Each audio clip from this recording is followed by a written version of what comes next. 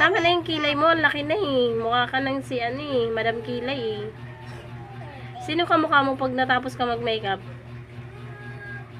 Si Vice. Si Vice. Ha? Vice ganda. Si Vice ganda? Ganun ba? Hindi naman ganun yung kilay ni Vice eh. Maliit lang yung kilay ni Vice. Ano ba yan? Makeup.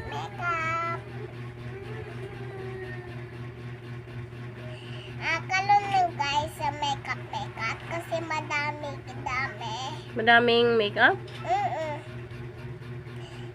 Kilay-kilay. Para saan ba yung brush? Ito mukha. Maganda yun kasi tulog na yung baby ko dito. Tulog na yung baby mo? Ayun yung baby mo. Nakahiga oh. Tulog na yun eh.